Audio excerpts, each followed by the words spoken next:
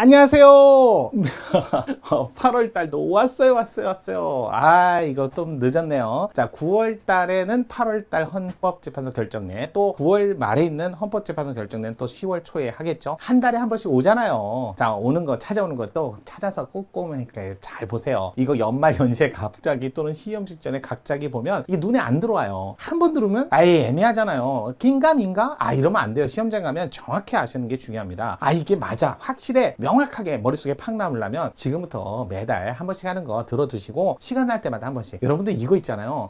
일반적으로 헌법 전반에 걸친 것 중에 헌정사하고 이런 거 있잖아요. 그런 건 너무 휘발성이 강해요. 무슨 연결성이라든지 뭐 이런 동기나 계기가 많이 머릿속에 안 남기 때문에 휘발성이 너무 강해갖고 뭐 한 달에 한 번 여러분 자명종 올리듯이 한 번씩은 들어두시는 게 좋아요. 아니면 자기가 조금 더 신경을 쓰겠다 2주에 한 번. 이 헌법재판소 결정내도요. 한 번 들을 때 그러면 7월 달 것도 한 번 들을까? 8월 달, 6월 달 것도 이런 식으로 들어놓는 게 좋습니다. 제가 전반기에 갖고 7월 달까지, 자 6월 달까지는 해놨어요. 그 다음에 7월 달, 8월 달, 그래갖고 또 후반기, 또 6개월은 후반기, 하반기, 그래갖고 1월 초에 또 하겠죠. 한 번에 이렇게 6개월치 묶어놓지만 그래도 매일매일 들어두시면 좋습니다. 매일 헌법도 잘 따라오시겠지만 이런 헌법재판소 결정내 그때그때마다 잘 정리해 두신다면 마지막에 막 벼락치기 공부는 안 되고, 자 최근 판례가 요즘 문제에서 키워드예요. 핵심이고요. 변별력을 구별하는 중요한 문제들이 되기 때문에 이거 무시하지 마세요. 자 일단은 우리 카페에 가시면 제가 자료를 올려놨어요. 그러니까 카페 가서 자료를 보시고요. 그 다음에 여기서는 강의 보시고 정리하시면 될 것 같아요. 자 판서도 제가 필기노트도 그 요약 정리된 거 조금씩 이제 올리고 있으니까요. 잘 활용해 주시고요. 그 다음에 제가 하는 학원이 이렇게 두 군데 정도에서 경찰 승진, 간부, 그 다음에 방문각, 일반 경찰, 그 다음에 7급 공무원도 방문각에서 하고 있어요. 7급 공무원.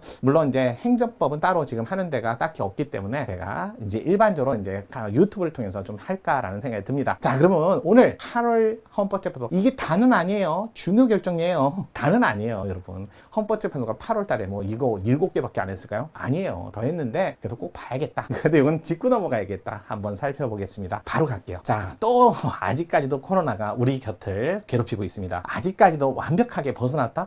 그냥 인류랑 같이 가야 되는 거 아닌가라는 생각도 들어요. 자, 코식구, 격리자, 가구원, 정부조직법에 따른 각급 행정기관에 이거요. 정부조직법에 따른 각급 행정기관의 근로자인 경우라면 이 사람들 그러니까 그냥 쉽게 해서 공무원이에요. 자, 공무원인데 이 공무원들은 자 코로나19 동안에 격리를 하더라도 월급이 나올까 안 나올까요? 나오잖아요. 근데 솔직히 말해서 자영업자는요, 격리를 해버리면 그날 장사를 못해요. 일주일간 장사를 못해요. 그럼 문 닫고 장사를 못하잖아요. 그러면 실질적으로 내가 소득이 없잖아요. 그래서 그런 거예요. 그래서 일반적으로 일반 사인 중에 자영업자라든지 이런 분들은 격리를 해갖고 완전히 영업을 못하거나 돈을 못 벌었을 때는 생활지원 사업의 대상자로서 지원을 좀 어느 정도 조금이라도 모자르지만 해줬단 말이에요. 하지만 각급 행정기관의 근로자는요, 생활 지원을 그렇게까지 해줄 그런 건 아니라는 거예요. 또 이게 사회적 기본권 영역 파트이기 때문에 법률의 입법 형성권의 범위가 넓기 때문에, 그래서 정부조직법에 따른 각급 행정기관의 근로자가 코식구의 격리자로서 가구원이 들어있을 때는 그분들에 대한 생활 지원에 대한 지원사업 대상자에서 제외 들어간 건 반하지 않는다. 이렇게 된 거예요. 이번 격리자 생활지원비 지원사업의 안내에 그 지원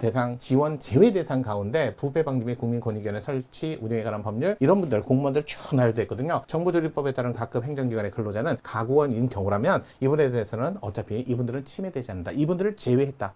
지원 대상에서 제외했다 해도 반하지 않는다. 그냥 다른 건 없고요. 그냥 사회적 기본권에 해당되고 광범위한 입법 형성권의 재량을 가지고 이거는 충분히 합리적인 차별이다. 반하지 않는다. 이렇게 보시면 될 것 같아요. 어려운 판례는 아니었죠? 두 번째 볼게요. 국가 온실가스. 저는 이거 중요하다고 봅니다. 왜냐하면 이 판례 자체가 어렵다기보다는 한번 들으면 알 수 있어요. 한번 듣고 그다음에 한두 번 들으면 충분히 이해되는 판례인데요. 문제는 요거 조금 섞어갖고 문제를 낼 수 있다는 거예요. 왜? 처음 우리나라가 드디어 자 기온 변화에 따른 기후 위기에 따른 대책에 관한 법률을 처음 다룬 판례였기 때문에 그래요. 기후 위기 대응을 위한 탄소 중립 녹색 성장 기본법 시행령, 요걸 처음 이제 헌법재판소가 통제한 법이에요. 그런데 감축, 뭐 대기, 온실가스 여기에 관한 감축 비율 이런 걸 정해놨는데 이 법이 참 특이한 게 보세요. 2030년까지만. 그럼 2030년 이후에는 없나요? 2031년부터는 아무런 규정을 만들지 않았어요. 아무런 규정이 없는 거예요. 그 환경이라는 35조 환경권 다 아시겠지만 환경권은 자 이거 8차 50하고 때 처음 들어왔고 여기에 따른 개별 자 환경을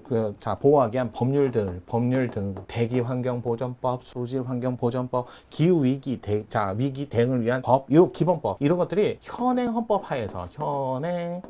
하에서 차곡차곡 만들어지기 시작한 거예요. 그러면 이거는 뭐다? 사회적 기본권이잖아요. 사회적 기본권에 해당되기 때문에 국가에 뭐가 필요하다? 개입이 필요한데 개입, 형성입법이 필요한 거죠. 형성입법이 필요한 거죠. 근데 이 형성입법을 얼만큼 개입해야 돼요? 만족스럽게? 아니죠. 과소보호 금지 원칙이었어요. 과소 보호 금지 원칙에 따라서 전혀 안 한다든지 또는 효과가 전혀 없다든지 이 두 가지 경우잖아요. 이러면 위반이 된다.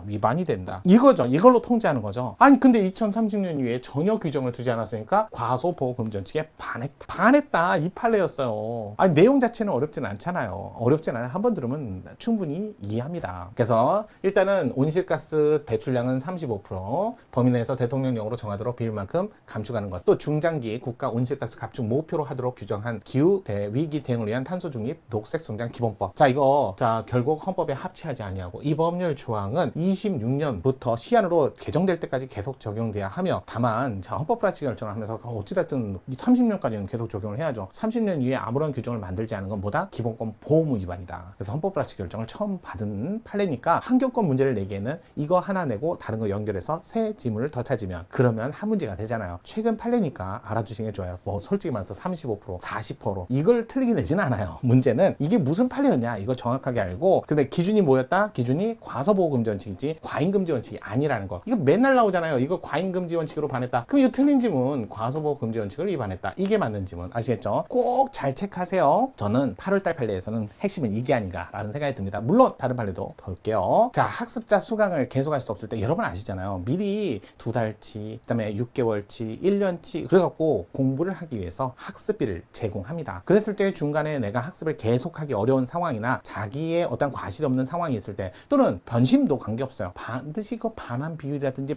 이걸 미리 공개해 놓고 거기에 따라서 반환을 해주도록 하는 건 그건 반하지 않는 거. 옛날에도 한번 있었던 판례예요. 원래 합헌 결정은 기속력이 없기 때문에 또다시 들어온다 해도 반하지 않아요. 마찬가지예요. 이게 요 판례였어요. 따라서 학습비 반환을 하도록 하고 학원 설립 운영에 관한 과외 교습에 관한 법률. 학원 설립 운영자는 학습자가 수강을 계속할 수 없는 경우에 학습자로부터 받은 교습비 반환해야 한다라는 부분과 교습비 등 반환 사유, 반환 금액 대통령령이 마련하도록 그래서 얼마 언제 해지하면 얼마 돌려주고 이거 대통령령으로 정하도록 한 부분은 과거에도 합헌이었고 지금도 기속력이 합헌 결정은 기속력이 없기 때문에 또 들었는데 또 합헌이다. 아직까지 이걸 위헌으로 볼 여지가 없다. 위반되지 않는다. 요 정도. 이거는 있었던 판례니까요. 4번 골프장. 아직 우리나라에서는 골프 그러면 사치성 스포츠 맞잖아요. 중과세에 반하지 않습니다. 또 거기다가 입장 행위에 대해서 한 명이 1회 입장할 때 12,000원 이거 개별 소비세. 이건 어쩔 수 없어요. 개별 소비세. 이렇게 골프장은 아직까지 사치성 스포츠라고 보기 때문에 국민 일반 볼 수 있는 국민체육진흥에 관한 법률을 적용받는 것도 안 된다 했던 과거 판례하고 논지가 비슷합니다. 따라서 개별 소비세를 부과하고 중과세 부과하고 이런 것들은 전부 다 합헌이다. 내용은 어렵진 않아요. 5번 쟁송 해역을 둘러싼 도서의 존재, 행정 권한 행사 영역, 주민들의 생업, 편익, 관련 행정구역 관할 변경. 다른 거 없죠. 지방자치단체 구역 이건 다 했어요. 예전에도 있었던 헌재 결정례를 이거 반복한 거밖에 없어요. 헌재가 관할 지자체 구역에는 해수면 요것도 포함된다. 하지만 해수면의 경계에 관해서는 우리나라가 법률도 없고 또 관습법을 찾아봤더니 예전에 관습법이 있나요? 라고 했더니 국가 지형도상의 경계 이거는 종전에는 이거를 관습법으로 봤으나 관습법으로 인정했지만 최근 판례가 헌재가 이거는 관습법이 아니다 라고 판례 변경이 생겼잖아요. 판례를 변경했고 그러면 만약에 오래된 관행이나 관습이 있으면 그대로 가는 게 맞는데 관행이 없을 때는 그럼 관행이 없다 그러면 오랜 관행이 없다 이거 오랜 관행이 없으면 이건 어떡할래요? 그럴 때는 어쩔 수 없다. 그래서 헌법재판소가 모든 것을 종합적으로 고려한다. 왜 그럼 헌법재판소가 합니까? 그래서 권한쟁의라는 걸 이게 국가기관과 그다음에 지방자치단체 간의 권한에 대한 다툼을 할 수 있는 권한쟁의 권한을 헌법재판소가 갖고 있거든요. 법원은 없어요. 법원은 헌법재판소와 달리 권한쟁의할 권한이 없어요. 기관소송이라고 있긴 있는데 법률에 아주 제한적이에요. 그래서 권한쟁의를 할 수 있는 권한이 헌법재판소에 있기 때문에 헌법재판소가 관습법도 없을 때는 모든 것을 종합적으로 고려해서 해양경계를 획정해야 된다. 그래서 맞죠. 헌법재판소가 형평원칙에 따라 합리적이고 공평하게 해양경계선을 획정할 수밖에 없다라고 한 과거 판시를 그대로 반복한 판례입니다. 그래서 이 정도는 과거에 있었던 내용이니까 새로운 내용은 아니다. 이렇게 보시면 될 것 같아요. 이 6번 이 결정의 법정 의견 이 사건 탄핵 심판 소유. 자, 소추사유. 탄핵. 이거는 통치구조편이죠. 통치구조편인데 드디어 통치구조편에서 탄핵. 자, 탄핵인데 이게 소추는 국회에서 그것도 법제사법위원장 이분이 아시죠? 요즘에 요분 TV에 많이 나오시죠? 예, 법제사법위원장이 소추 담당자고요. 그래서 탄핵 결정은 헌재가 합니다. 헌재가. 자, 이렇게 헌재가 재판을 할 때는 전원재판부에서는 7인 이상이 출석을 하시고 그 다음에 6인 이상이 찬성을 하실 때 탄핵이 확정되겠죠. 요게 그래서 헌법에 65조의 탄핵 대상자 및 탄핵 요건이 써 있어요. 여기 보면 일단은 중대한 법 위반 돼야 되고 그 다음에 그 중대한 법 위반이 일단 요거부터 해야죠. 이거부터 써야죠. 아이고, 중대한 법 위반이 맞죠. 법 위반은 맞는데 먼저 순서가 있어서 자, 일단은 직무 관련해서 이게 먼저 나와야죠. 1번 직무 관련하고 두 번째 중대한 법 위반 있어야 되고 그 다음에 대통령은 다만 중대한 법 위반만 되면 안 되고요. 여기 더 나아가 민주적 정당성, 국민의 민주적 정당성에 반해야 돼요. 정당성을 위반까지 반하기까지 하셔야 돼요. 그렇지만 대통령 이외에는 중대한 법 위반. 그러면 일단은 직무 관련해서 이 말이 먼저 나와야 돼요. 당의 그 행위가 직무 관련한 행위인지 이걸 먼저 그러고 나서 먼저 하고 나서 그게 중대한 법 위반이 걸려야 된다는 거예요. 그런 다음에 이제 헌법재판관 심리에서 6인 이상 찬성을 얻으면 탄핵이 거기다가 65조에 의한 탄핵을 하면 이건 가처분 절차가 필요 없어요. 그냥 탄핵. 자, 소추 의결서가 송달되면 그냥 바로 뭐가 된다? 그럼 권한이 정지됩니다. 가처분 절차 필요 없어요. 그래서 이 사건 법정 의견은 이 사건 탄핵 심판의 소추 사유 일부 특정되었다고 볼 수도 없고 보세요. 특정도 안 됐대요. 다른 일부는 직무집행에 관한 것도 아니어서 직무집행도 아니래요. 그럼 직무집행이 아니면 이 다음으로 넘어갈 이유가 없잖아요. 따라서 소추 사유가 될 수 없고 그러니까 특정도 안 됐고 직무집행도 안 됐고 관련성도 없고 따라서 나머지 소추 사유 뭐요? 중대한 법 위반 살펴볼 필요가 있다 없다. 전혀 살펴볼 필요가 없는 거예요. 그래서 더 이상 위반되었다고 볼 수 없다라고 해서 기각 결정하고 끝났던 사건이에요. 그래서 이게 검사 탄핵 사건에서 특정도 안 됐고 직무집행 관련성도 없으니까 더 이상 나아갈 필요도 없이 그냥 탄핵이 아니다라고 해서 기각 결정이 났던 거예요. 이게 유명한 그 검사 사건이에요. 그래서 이 정도 보시면 되고요. 자, 그러니까 사건 자체가 아니라 일단은 탄핵에 관한 구체적 내용을 설치해 준 거, 이런 것만 좀 확인하세요. 7번 강제추행죄로 벌금형이 확정된 체육지도사. 여러분, 강제추행죄로 벌금형이 확정됐을 때 그게 체육지도사 자격을 이게 필요죠. 원래 임의적 수단을 먼저 우선 사용해야 되고 그게 안 될 때만 필수적, 필요적 이런 수단을 사용하는 게 이게 기본인데 그냥 우선적으로 그냥 필요적 수단, 그러니까 필요적 취소, 정지, 취소 이런 것들을 합헌인 경우 이거는 좀 외우셔야 돼요. 그래서 건설업 면허 또는 수첩, 대여, 부정 등록 이 두 가지 사건하고 이거 건설업이에요. 그 다음에 세무사 사건이었어요. 자, 벌금형 이상이 확정됐을 때 그러면 자동적으로 필요적 취소인데 이거에다가 하나 더 넣읍시다. 세무사의 요 부분까지. 알겠죠? 체육지도사까지.